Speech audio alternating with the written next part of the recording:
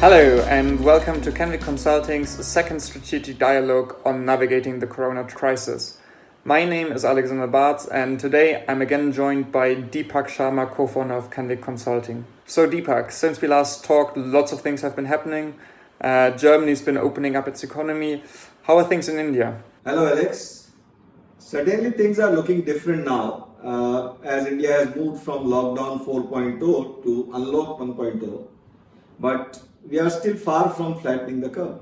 So that's good that economies have started opening up again, bearing in mind that there has to be a balance between controlling the pandemic on the one hand and not risking too many lives, while on the other hand allowing people to earn a livelihood, which is difficult as it is. So when we think about the businesses, looking back at our last discussions, we talked about those three distinct time horizons: the act, the adapt, and the advance phase. And let's focus today a little bit more about how businesses can actually execute on those strategies.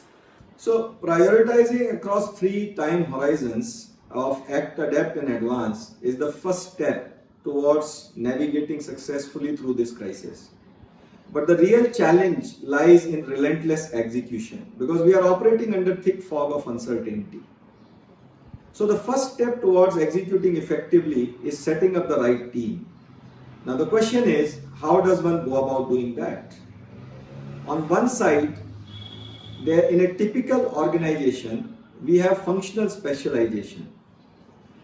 But these business as usual teams are not sufficient for this novel coronavirus crisis. On the other hand, businesses set up crisis management teams as the COVID-19 hit, and these were good during the act phase of the crisis, where they helped in setting up work from home, ensuring safety of employees and customers, and stabilizing the cash flows of the business. But they are not fit for the purpose of adapt and advance phases. So what we need now is a COVID-19 steering group, and this team helps companies in framing issues, modeling scenarios, building roadmaps, and building progress tracking mechanisms. So that's a very good point you made on team composition, I think.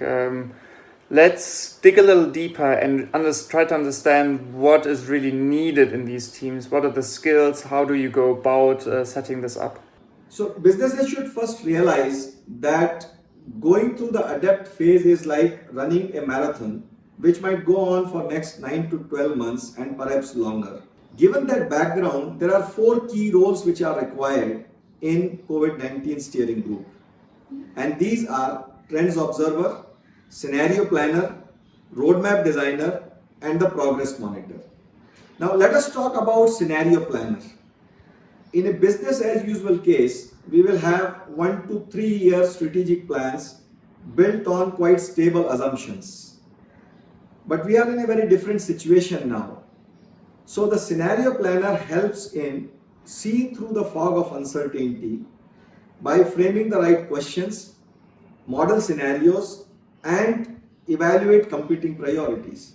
That's an interesting point on the roles you need. Can you give us a little bit more insight on what traits you would be looking for? I think there are 3 things which are very important in this team to have. And they are: 1, comfort with uncertainty; 2nd, action orientation; and 3rd, mental flexibility.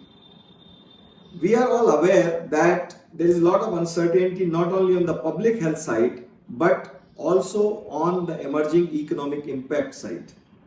So this team requires people to not look for quick and definitive answers, but frame issues as questions and build multiple views of the future. Second, we cannot wait until the full clarity emerges, and therefore the team should act even in the face of incomplete information. And finally, all actions which one takes might not produce the desired results. So the team should have mental flexibility to drop those ideas which do not work and adapt to the new realities on an ongoing basis. So what you're saying reminds me a lot about the startups I've worked in, where you don't know what's going to happen in the near future, in the long term, and you're constantly asking yourself whether you're doing the right thing. You're testing hypotheses, and you really have that flexible mentality there as well.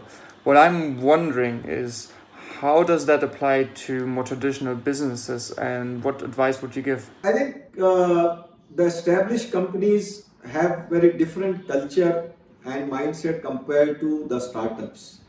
But this situation requires some of the traits which startups have. For example, asking continuous questions about their business model, applying test and learn approaches, and dropping those ideas quickly which do not work. And this is possible, to bring in an established company. And one way to do it could be that leaders should not shy away from bringing external talent to bring that kind of mindset shift. Thank you very much, Deepak, for these insights. And this concludes our second strategic discussions from Kanvic Consulting on navigating the corona crisis. Next time, we talk about the 5 forces that will shape strategy. Looking forward to having you back again. Thank you, Alex. It was a pleasure speaking to you.